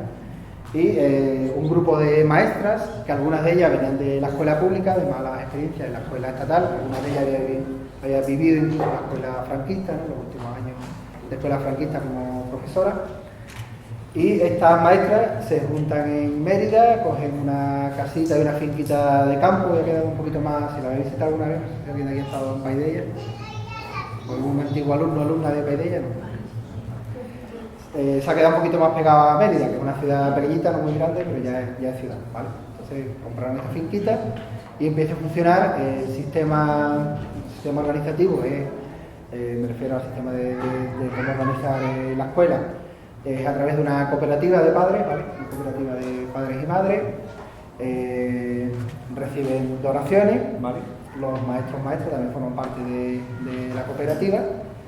Su sistema es evidentemente asambleario. ¿Y qué más puedo contar? Su principal referente, me refiero en cuanto a personas, era Pepa, Josefa Martín Luengo, que fue una pedagoga libertaria que además escribió muchísimo, tiene libros también de teoría de la educación muy recomendables, etcétera, etcétera. Una persona también muy vinculada al feminismo, o sea, también intentó plasmar mucho de las ideas del primer feminismo que se vivió aquí en los años 70, 80, bueno, trasladarlo a la escuela, ¿vale? Y ya os digo, ¿verdad? Es el mejor referente de pedagogía libertaria. La escuela privada ahora mismo tienen homologado, si no me equivoco, corregidme, pero creo que no me equivoco, tienen homologado los niveles de infantiles de primaria. La primaria la homologaron, se perdió un tiempo y no han vuelto a legalizarla, para entenderme. ¿Vale? Y ya secundario normalmente ya se van los chavales que quiera ir, que quiera seguir, se va al instituto de secundario. Y bueno, yo creo que paro ahí un poquito de contar. Hay algunas experiencias más propiamente de pedagogía libertaria, pero bueno, muchas veces pues da un poco de palo, entonces hay gente que no prefiere no autodefinirse como libertaria o anarquista. Voy a mencionar la escuela La Prospe de Madrid, la escuela de Prosperidad, que en este caso es una escuela destinada a personas adultas, no es para niños, pero que sí que tiene una práctica muy libertaria. De hecho sus referentes son libertarios, pero ellos no se quieren denominar libertarios, no sé si lo saben. Porque ellos me lo explicaron, yo soy amigo de toda esta gente, del Pepe, de Javier, de Amaza, de toda esta gente. Esta gente nace también en los 70, y entonces había una polémica muy grande entre Freire, que era de orientación marxista cristiano, y Iván Illich, sobre todo, y la corriente más anarquista, más libertaria. Pero como les pidió que se fregaba de que chupaban de todos lados y no querían definirse, pues nunca se definieron como anarquistas. Pero si la visitáis, sobre todo la gente de Madrid o que cerca, pues animo que la visitéis una tardecita, a ver por las tardes en el barrio de Prosperidad, pues veréis que es muy anarquista, aunque no lo pone en la puerta. Con el 15 tuvieron mucho... Se volvió a oír mucho de la Prosperidad, sí. Sí, todo lo que hacían ellos en plan de su barrio, trasladado al movimiento del 15.000, se empezó otra vez a oír todo lo que estaban haciendo y todo lo que habían hecho en el barrio con alumnos. Y me cae ya, me llama mucho. ¿Puedes volver a decir el nombre de la escuela? La Prosperidad. Es un barrio de Madrid, está cerca del barrio de Salamanca, Antes era un barrio popular, ya menos. Además, ellos lo pasan mal con eso, pues si lo saben. Lo dicen, pero es que aquí en los años 70 esto era popular, esto era de... Y ahora se ha quedado pegado al barrio de Salamanca y se ha quedado un poco de barrio viejito. Y a veces lo pasan mal. Ellos, por ejemplo, trabajan mucho con inmigrantes, todo ese tema, y ya han tenido varios incidentes de gente ahí muy pija que no quieren ver por ahí a marroquí, ni rumano, ni sudaca, ¿no? Y han tenido Sí, porque además nosotros tenemos un sitio donde poder ir cuando llegan, donde poder hablar con otras personas que han estado en su situación anterior y ayudarles a empezar a vivir. O sea, es alguien que me ofrece una especie de refugio, que me escucha, que ha vivido lo mismo que yo y que me está dando la fuerza para seguir adelante. Y claro, la policía ahora se ha quedado ahí, como tú dices, en tierra de nadie, un poco más cerca del barrio de Salamanca que de lo que era antes y la verdad que sí que han tenido algunos problemas, pues lo que comentas, porque en el barrio ya no quieren ver a ese tipo de gente por allí pululando que va por las tardes, a veces tú a saber qué hacen, qué se están organizando, qué no, y la verdad que es muy triste, pero bueno, sigue dando... Resistiendo, la profe Sí, sí. resiste, ¿no? Decía, Sí, profe sí, resiste, la ley. sí. Bueno, habláis ustedes ahora, ya charlamos intervenciones. En Galicia hay una gente que ha creado una herramienta, o sea, como al hilo de lo que hablábamos antes de la bolsa de trabajo en Francia, ¿no? Y toda esta conocimiento del común y tal, ¿no? Me ha venido como a la mente este proyecto que es de una gente de Galicia que se llama Imaginaria con X.org, no sé si lo conocéis, es una herramienta digital que tiene uno de los sectores que trabaja es como una universidad libre. Entonces, puedes acceder o bien como usuario o bien como persona que diseña un curso, ¿no? Y puedes acceder como con el objetivo de la liberación de conocimiento, las inteligencias colectivas y demás. Me parece interesante. Por si alguien luego lo quiere echar un instantito. Imaginario que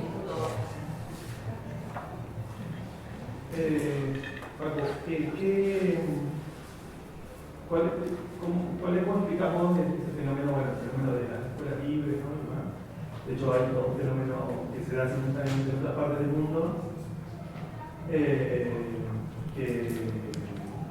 tiene un nombre y tiene prácticas muy similares, muy parecidas, vos ya sabés esto, ¿no? Pero, ¿cómo lo explicás para compartirlo, digamos, con sus diferencias, con lo que sería pedagogía libertaria?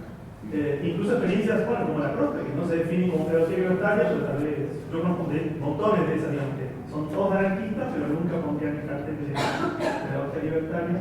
Y bueno, hay como de varios colores, ¿no? Entonces, ¿cómo entendemos todo eso? Bueno, primero mi mayor respeto porque no estoy en eso fregado, o sea, sería una frivolidad de mi parte decir, esto no vale. De verdad, el mayor respeto a todas las experiencias es, en mi opinión, valiosísima porque toda la gente que estamos aquí, que estamos investigando simplemente, experimentando, buscando nuevos caminos, eso ya en mi opinión es valiosísimo. ¿Cuánto hay? Después, hombre, aquí estamos ya utilizando un poquito la categorización, el etiquetado, que no me acaba de gustar, pero bueno, me arriesgo un poco, después me puede dar toda la caña que queráis, puede dar fuerte. Hombre, yo creo que sí que hay una línea muy clara en la pedagogía libertaria, que le pongamos o no ese nombre, que es el vínculo con los sectores populares, ¿vale? Vuelvo a recordar esa cosa que dije un poco al principio de la charla del socialismo, es que los anarquistas somos socialistas, de los de Zapatero, de los de Pedro Sánchez, no, somos socialistas bien entendidos, o sea, entonces una escuela libre que pueda tener un funcionamiento muy avanzado pedagógicamente, que los niños y niñas sean muy libres, que se viva la libertad, que sean felices, se busque la felicidad, etcétera, etcétera, pero ignore a los sectores excluidos, oprimidos de nuestra sociedad, en mi opinión, ya ahí no tiene mucho que ver con nosotros. O tiene que ver, pero no tanto. ¿No se entiende? O quizás no nos interese tanto. Es lo que yo me atrevo a decir. Y después, de verdad, es cierto, hay gente que no se pone esa etiqueta, también hay un problema, que es que aquí ya estoy hablando un poco en petit comité, pero perdonad un poquito esa licencia, las anarquistas, que supongo que habrá más gente que se sentirá así o que participará en estos movimientos, nos da mucho palo decir esto se llama anarquista, ¿vale? Yo conozco varias propuestas de escuelas libertarias, de gente que se ha formado, no conmigo de que yo las haya formado, sino en mi mismo círculo de estudio, ahí en la zona de Jerez, Cádiz, tenemos un seminario de pedagogía libertaria, etcétera, que ya se ha avanzado y ha montado experimentos de este estilo, y decían, no, pero yo no pongo anarquista, porque entonces no viene nadie. Bueno, al final el proyecto lo llevaban 5 acompañantes que eran todos anarquistas, y de la CNT o de la Juventud Libertaria o gente que sale de allí y está dando en la tabarra con otras movidas libertarias, pero lo dicen así. No vamos a poner ahí anarquistas porque es que no nos viene nadie, porque la gente no sabe lo que es eso, nos ven como unos flipados, como estamos con la bomba enseñándole a los niños detrás de la puerta. Entonces, ese también es un problema, gente que tiene ese tipo de práctica que incluso en su vida personal o que está bien, totalmente vinculada con el movimiento libertario o como no siempre libertario, pero sí con movimientos sociales muy comprometidos, etcétera, etcétera, y dice, no, yo no quiero ponerle esa denominación. Ojo, Paideia, que hemos mencionado, Paideia no se llama Escuela Anarquista Paideia, ¿cómo se llama? Escuela Libre Paideia, y son anarquistas, tú lo dices sin problema, y lo ponen ahí, pero es Escuela Libre Paideia, 30 años, Escuela Libre, sí.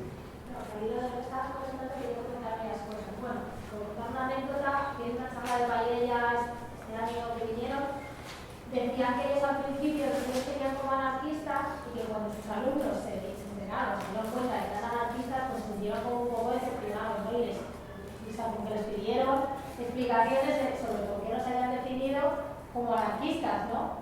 Y entonces a partir de ahí dijeron, pues sí, pues lo que somos y vamos a definirnos así. Hay otro proyecto en Barcelona, que está Pilla, que también son libertarios, también son anarquistas.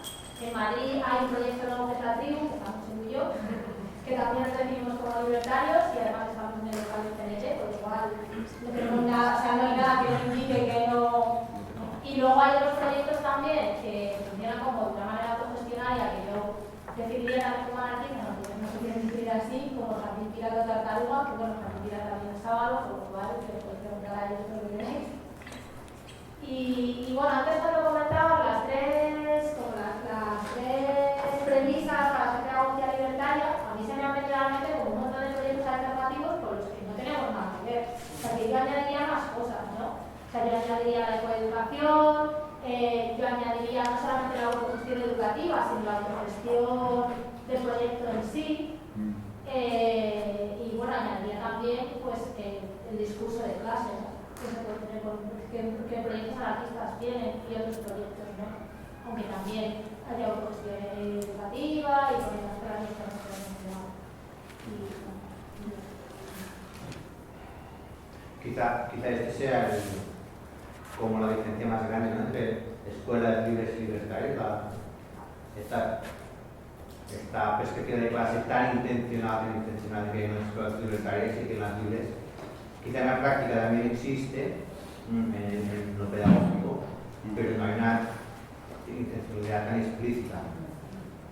Digo, no sé, me parece porque la verdad es mucho, pero sí me parece interesante. Sí, la cosa muchas veces pues, también sucede que hay muchas escuelas, o sea, también como el movimiento de escuelas libres, en diferentes partes, creció y tuvo a un nivel en el que en un momento esta reflexión crítica volvió a aparecer, pero ya no desde el anarquismo.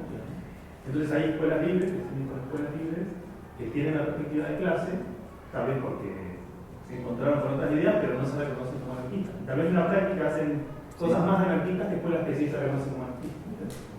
Andrea, me gustaría añadir una cosa respecto a lo que acabas de decir. El ejemplo claro de Summerfield, por ejemplo, no sé si lo conocéis, es una escuela británica democrática que se autodenomina libre y le pasa esto, ¿no? Que ha vuelto a una conciencia de clase, pero no se autodenominan anarquistas, aunque siguen lo mismo.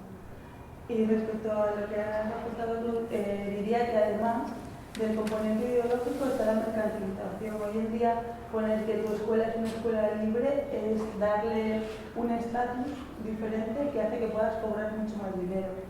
Por ejemplo, escuelitas Waldorf o escuelas Montessori que están súper mercantilizadas, aunque tienen principios de pedagogía de menos.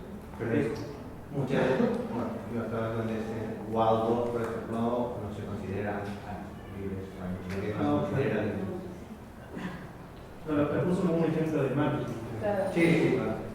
Pero de hecho es una cosa curiosa, en la charla anterior hablamos, que te digo como un elemento, es lo que dice ella aquí, en otras partes del mundo es al revés. De hecho, en Estados Unidos, que si es escuela libre, remite al movimiento de los 60, entonces la gente le impresiona muy politizado, y ahora el fenómeno que se dio es que empezaron a cambiar el nombre, poner nombres nuevos para ocultar, digamos, que son libres, pero en realidad es un problema. Hay 3 palabras por día. Respecto a lo que tú decías, no conozco la idea tampoco cómo funciona, pero para permitir que haya esa multiculturalidad en el aula y que pueda haber gente de diferentes estatus sociales, ¿cómo se hace el sistema de tasas ¿no? O sea, porque ahí realmente también al final es una escuela privada, ¿no? Y tienes que pagar una tasa para poder acceder, entonces ¿dónde está la diferencia entre un cole que te pide 300 euros para meter a tu hija o por ejemplo la vuestra, que no conozco ya lo de la ignorancia, pero tenéis algún tipo de, no sé, de becas para gente que no tiene tanto dinero? ¿Cómo va eso? Igual en Paella también me pregunto. Bueno, en Paella no sé exactamente cómo va. En la nuestra, nosotros hemos copiado una fórmula que es de Tartaruga, por eso para mí Tartaruga tiene sus cruces de artistas, porque se destinan así. Y en ambos proyectos lo que hacemos es que cada uno aporta en base a sus necesidades, o sea, y en base a sus posibilidades económicas. Entonces no tenemos una cuota fija, porque familias que pagan más, familias que pagan menos, y se intenta que el colectivo asuma los gastos económicos del proyecto de forma común, ¿no? Y se trata de que el colectivo busque financiación por otras vías. O sea, el colectivo De familias acompañadas. ¿no?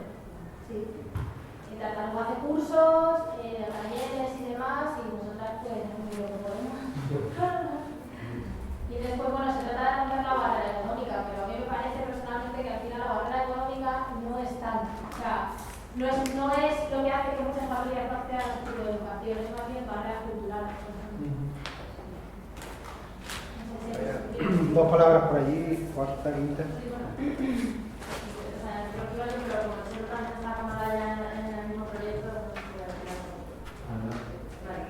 Yo iba a decir sobre el tema de Summer Kill. O sea, sí me interesaría saber de dónde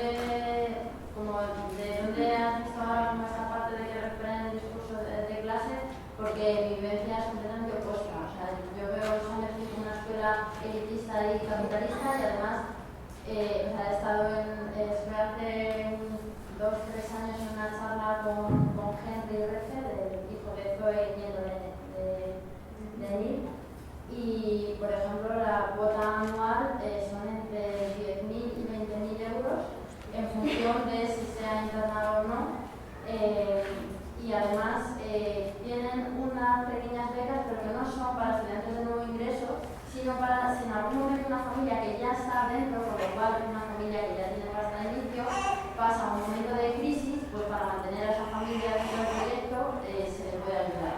Pero por ejemplo, nosotros nos preguntamos, bastante que estábamos allí, sobre cuestiones políticas y se definían como políticas. Y como que no nos interesaba la política más allá de crear una democracia dentro de su espacio. Y luego el tema asambleario, por ejemplo, o sea, bueno, y también hay un antiguo profesor que hace charlas que se llama Jason Plitter, tiene un blog, y que tuvo que una entrada explicando por qué Summer Kill no es anarquista y por qué en verdad, y él lo defiende, no lo critica, es un negocio familiar que se quiere mantener y preservar como su clase. Y luego, por ejemplo, el tema de las asambleas, funcionan por asambleas, pero es un modelo completamente opuesto al de Paella. En Paella, por ejemplo, las asambleas no sé si son obligatorias o no, o sea, no sé si se terminan, pero se asume que si hay asamblea, todo el colectivo tiene que ir a la asamblea, y asambleas para cuestiones particulares, que tengas un conflicto con alguien, pero asambleas también para la autogestión del colectivo, para la comida. En cambio, en San Messi, por ejemplo, hay personal que realiza esas tareas, por lo cual no hay esa autogestión, pero es que una vez que pasase todo el curso sin pasar por una asamblea, y solamente cuando tiene un conflicto individual que araña a su bienestar exclusivo y no al del colectivo, y luego además hay un comité judicial que puede decidir que la sanción sea económica.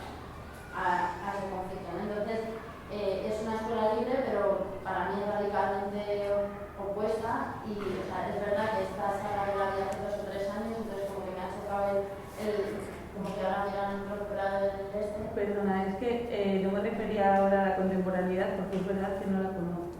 O sea, lo que está sucediendo en los últimos 5 años no lo conozco bien. Conozco Summerhill del principio y el nuevo Summerhill, que es a lo que me refería. Porque hubo un momento donde Neil, que sí que se perdió mucho la conciencia de clase, aunque sí que había, por ejemplo, en las asambleas sí que participaba el personal, que es algo que ahora se ha perdido por lo que cuentas, ¿no? O sea, no, les digo que hay personal que hace las tareas que tienen que ver con el colectivo. O sea, por ejemplo, en Paideia se hace la comida, se las limpian, y en Summerhill hay personal contratado. Al principio había personal contratado, pero los chicos también participaban, las chicas, en las limpiezas y todo eso. Y eso se perdió, como acabas de decir, y se volvió a recuperar, pero por lo que acabas de decir también se ha vuelto a perder de nuevo. O sea, en las últimas, cuando leí el nuevo Summerhill, ahí sí que se había vuelto a recuperar. Por eso me refería con se ha recuperado, pero no tenía ni idea de lo que acabas de contar. De que se ha radicalizado mucho más el tema de pedagogía democrática o escuela democrática, queriendo decir escuela liberal, que es lo que me parece más que libertario. Hay varias palabras para entender. Como la óptica es uno de los pilares de la generación de España y hablar del grupo de los militantes, nos dan jugadores que pueden explicar un poco cómo se busca el equilibrio entre, o sea, dónde queda el interés del individuo, el ritmo del individuo, si el grupo prima al grupo, cómo se busca, tampoco quiere nadie perder el camino, si es, ¿cómo se hace? Sí, cómo encaja lo individual con lo colectivo, ¿no? Hombre, ahí el vehículo es la asamblea, que en la asamblea todo el mundo tiene la oportunidad de expresarse y debe expresarse, debe aprender a expresarse, y donde se tienen que llegar a acuerdos, combinar los intereses individuales con lo colectivo. Lo que pasa es que sí que para nosotras tiene una importancia fundamental el colectivo, porque en los tiempos que corren estamos ya hasta aquí de individualismo, nos va a machacar el cerebro. Sí. Y otra manera no tanto del individualismo como uno aprende de sus intereses, a su ritmo, Sí. y no sé cómo. Y no es lo mismo igual en edades, o sea, a partir de los 6, 7, 8, 9, 10 años que con 4, 5, 6 años.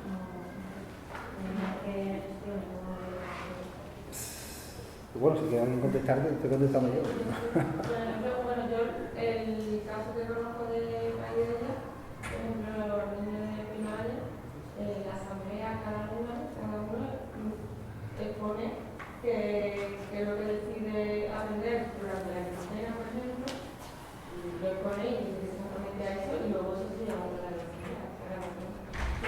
Su proyecto individual cada uno lo expone también. Con la teoría Su proceso y cómo lo va a hacer y todo. O sea, que sí que hay una aprendizaje individual de cada uno. Claro, Sí, sí, sí. cada uno decide eso. Claro, hay una lección individual del propio aprendizaje y la lección colectiva de las cosas colectivas. De la comida, del esfuerzo, de todo lo que es la vida, la escuela. Contesta mucho, quizá no. Si investiga un poquito más la experiencia de Paideia por dentro, sí, eso sí lo tiene mucho más desgranado y explicado a lo mejor lo que podemos hacer nosotros aquí. En verdad es que se han ido incorporando todas esas cosas que, por ejemplo, aquí nos incorporamos a través de las aportaciones de Piaget, ¿no? De la psicología piagetiana, de todo ese tipo de historias, están ya muy introducidas en la actualidad, ¿no? Pero ellos fueron los pioneros, las pioneras en todo este tipo de historias. Lo que pasa es que, como ya le damos quizás menos importancia, nos paramos menos en explicar eso, ¿no? El primer ensayo de Pepa Martín Lengo, esta que fue directora de Paideia, era un ensayo de educación psicomotriz, no sé si alguien la ha localizado por ahí alguna vez. O sea, también empezó trabajando la psicomotricidad de los más pequeños, ¿no? O sea, que eso está realmente ya muy, pero lo que pasa es que creo que como lo tenemos ya tan interiorizado, pues como que no lo explicamos demasiado, ¿no?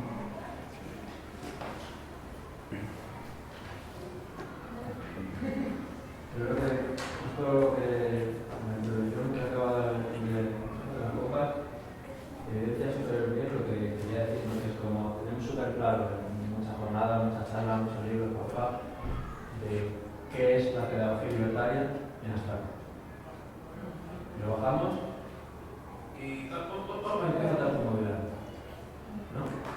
Y es curioso porque llegamos y decimos autogestión pedagógica. Autogestión pedagógica, pues es el juego libre. Pues será la autogestión pedagógica llevada al máximo. Entonces es una escuela libertaria, se confunde con la escuela libre. Pero si haces las autogestión propuestas voluntarias, eso ya es autogestión, ya no es libertario. Y si las propuestas son grupales, no se respeta el individuo, pero si hay propuestas obligatorias, ya no es pedagogía libertaria, pero en Paideia, que es la marca registrada de pedagogía libertaria, hay propuestas obligatorias, como que nos perdemos ahí, ¿no? En todo esto de, ¿y esto cómo lo hacemos? Y después añadimos la clase social.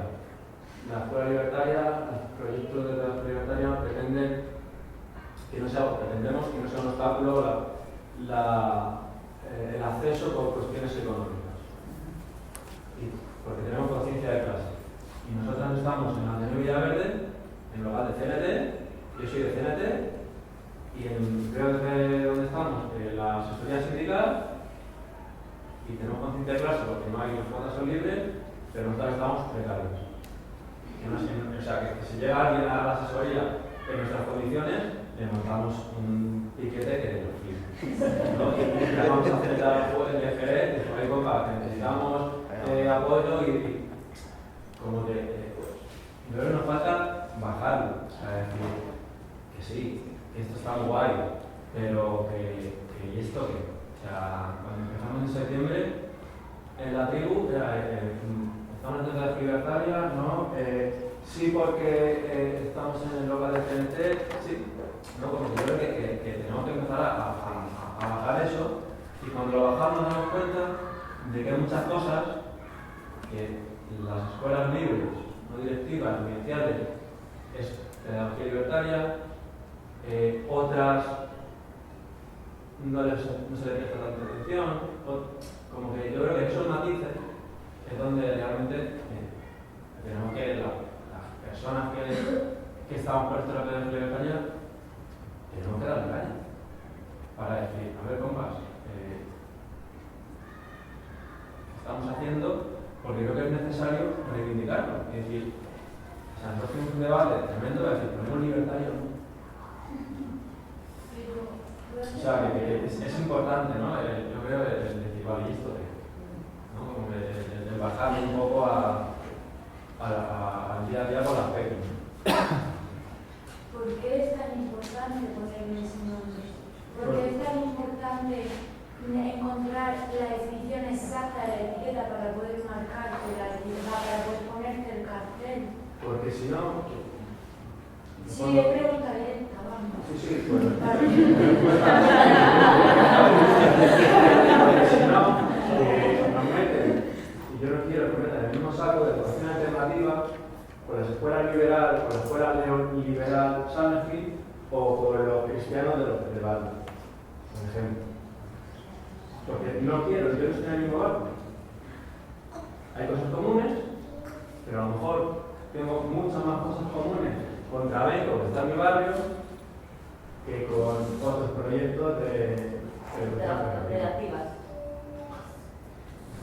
Sí, bueno, esta pregunta la hago porque bueno, yo estoy arrancando un proyecto también, o bueno, sí, trabajando en ello. Y claro, todo esto, el nombre, si llamarle escuela libre o no, como que esta reflexión la he tenido, ¿no? Y entonces un poco lo que yo siento, desde mi percepción siempre, en todos estos debates es un poco la mirada en el continuo aprendizaje, porque podemos ser escuela libertaria y siempre va a estar renovándose porque es necesario, porque si no ya nos estamos yendo a otra cosa. También. Entonces, si siempre nos estamos reformando, igual en esa reforma, pues también será un cambio de nombre, o no lo sé, como que es todo tan nuevo, tan ambiguo a veces, como dice, que cuesta bajarlo. Y entonces a mí lo que digo que me falta un poco en todo esto es que a veces veo como muchísimo debate pero quizá yo lo que he elegido para buscar el nombre para mi lugar de aprendizaje, pues es como bajarlo al corazón y decir, atendiendo a todo lo que yo entiendo y comprendo sobre qué voy a ofrecer aquí, de qué va a ser este espacio, yo y el colectivo con el que yo estoy, todo lo que vamos a ofrecer aquí, cuál es el nombre que mejor define, ¿no? Pero ya no buscándome en otras pedagogías o no, tampoco queriéndome salir de lo que explica porque no quieres estar en el mismo barco, porque es que realmente no eres igual, pero es que si te pones a investigar, es que no hay ni dos Montessori iguales ni dos barcos iguales, ni ninguna. Porque al final, lo que pasa con estos espacios, según yo lo veo, es que los conforman las personas que llevan, los humanos que están ahí. Entonces, cada uno es un mundo. Y es como si nos cebamos mucho, según yo he vivido la experiencia, si me cebo mucho en buscarme dónde encajo, me pierdo un mogollón en mi realidad también. O sea, es como que ya eso, me pierdo en lo que yo, porque no, pues probablemente yo termine siendo uno de esos proyectos que decís que no se llama de esta forma, pero quizá encaja más ahí que otros que sí. Entonces es como que me parece tan complicado ponerse el nombre que igual yo he decidido bajarlo al corazón y decir cómo creo yo o cómo creemos este colectivo que nos define mejor, ¿no? Un nombre. Esa idea. ¿Puedes decir el nombre? No, porque estamos trabajando en ello. Estamos bajando al corazón.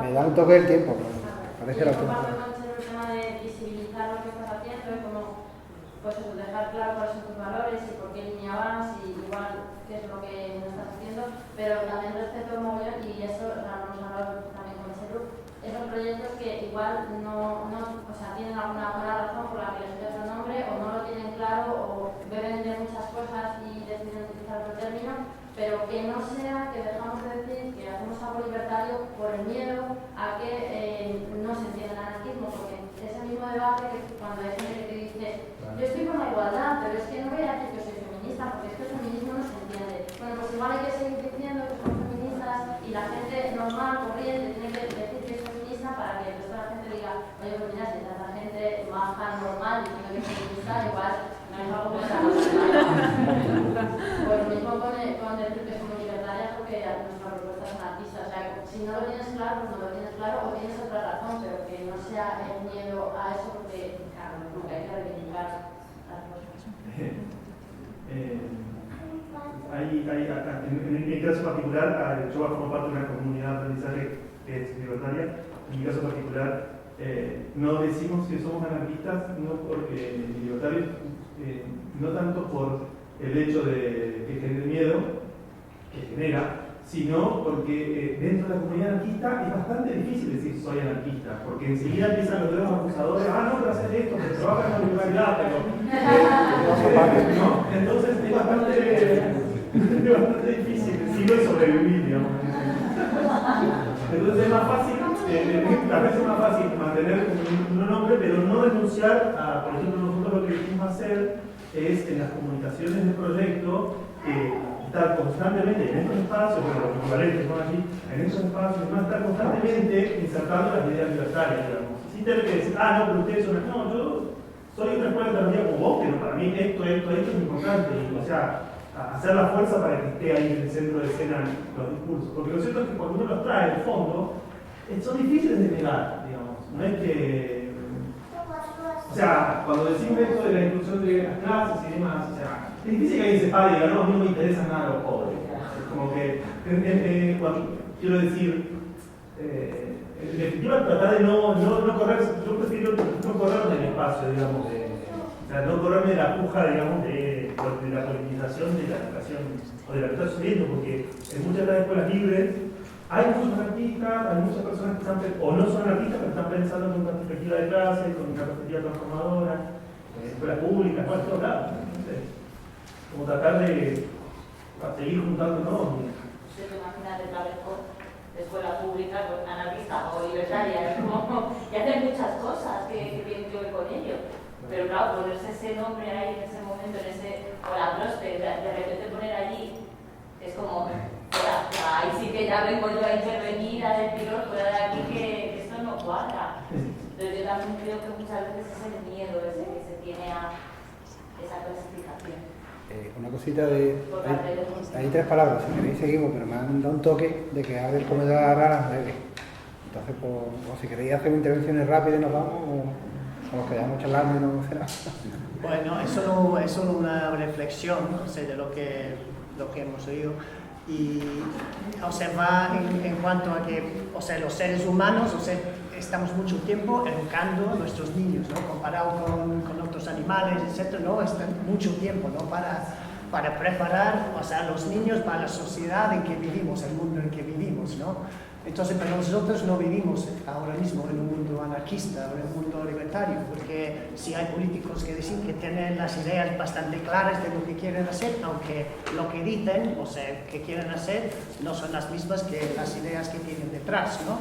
Entonces, me parece que eso de tener una escuela libertaria, o sea, con esas ideas del anarquismo, que me parece muy bien, o sea, son difíciles para la sociedad, o sea, para preparar a un niño para la sociedad en que va a vivir, porque cada vez más van quitando nuestra libertad. Yo veo totalmente opuesto. ¿Sí? Pero radicalmente. Me estaba escuchando todo el rato diciendo, jo, qué de puta madre.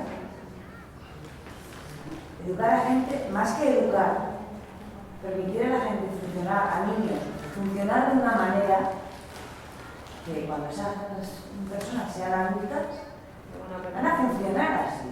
No van a decir, no encajo aquí, me la pela que me contrates, monto mi chiringuito.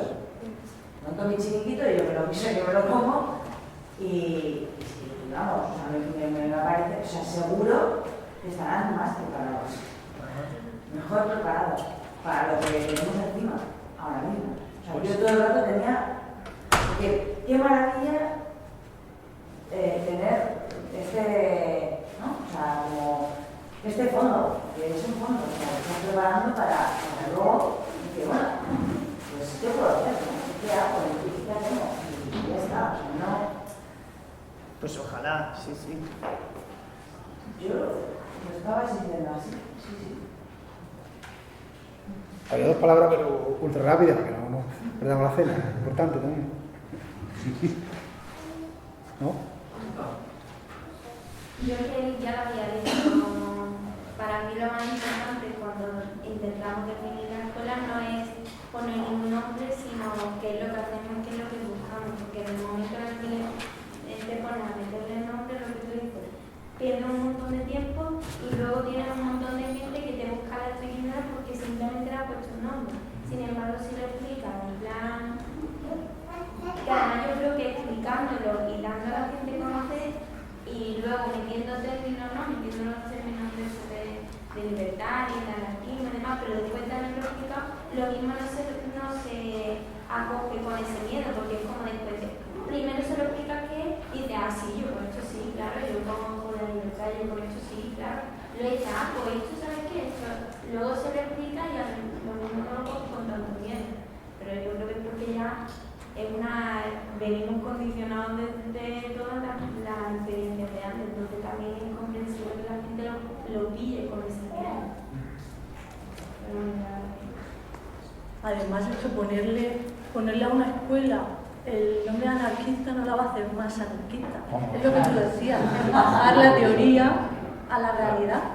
Pero parece que ponerle el nombre es como para los demás, para que los demás vean que esa escuela es anarquista. Y lo importante es, como tú decías, lo que se hace en esa escuela. Que los principios se lleven ahí, a esa escuela, tenga un nombre, por favor, porque al final el nombre puede servir simplemente para comercializar, como está pasando, por ejemplo, con Montessori. Al final puede ser que le pongan anarquista y que eso sea lo que venda, y por eso esa escuela no tiene por qué ser anarquista. O sea, al final el nombre, lo importante es lo que tú hagas dentro de esa escuela. Que tu forma de ser y tu pensamiento estén acorde con lo que tú hagas. No necesitas que nadie venga y te lo reconozca desde fuera. La última de verdad, porque si no cenamos, venga. Yo creo que muchas cosas han empezado con los objetivos preciosos y han ido muy bien y se han hasta puesto nombre y aún así han ido a la deriva. Por ejemplo, el socialismo, el PSOE, Dios, ¿no?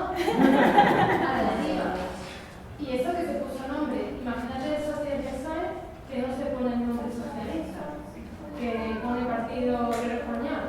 Ayudará muchísimo menos, pero yo lo considero así. Yo considero que el ponerte el nombre es como, además de todos los objetivos, además de todas las cosas que tú piensas, es como que va a seguir más tiempo, vas a esforzarte más en ser así y vamos a recibir apoyo de toda la red que ya se va a defender como monarquista.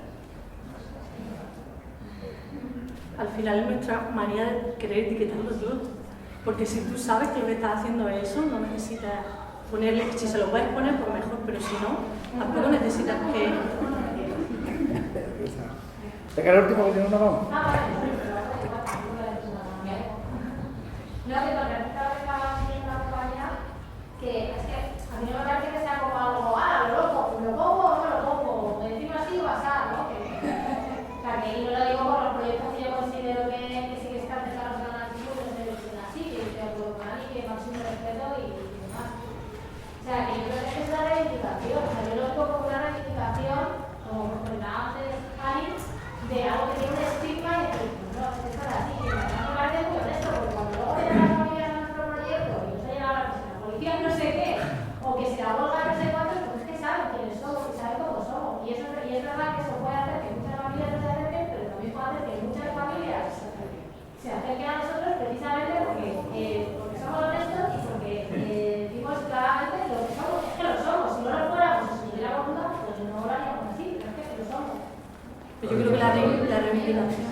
Es importante porque luego por eso hay muchos proyectos, los padres cualquier cosa y luego los padres ven que es otra cosa diferente. Está guay que la gente que se acerque sea afín al proyecto, porque si no, muchos proyectos caen por eso. Sí. Porque el padre dice, qué guay, esto lo estoy vendiendo así, como material manipulativo, claro, pero luego dice, no, a ver qué tenías detrás, ¿no? Como los valores que tenías detrás. Y como que esto, no católico, y está bien que la gente lo sepa, ¿no? Es muy difícil. Una propuesta breve de autogestión pedagógica, se puede elegir una mesa delante del comedor y seguir la conversación. Perfecto. Vamos a ver, si no lo veo.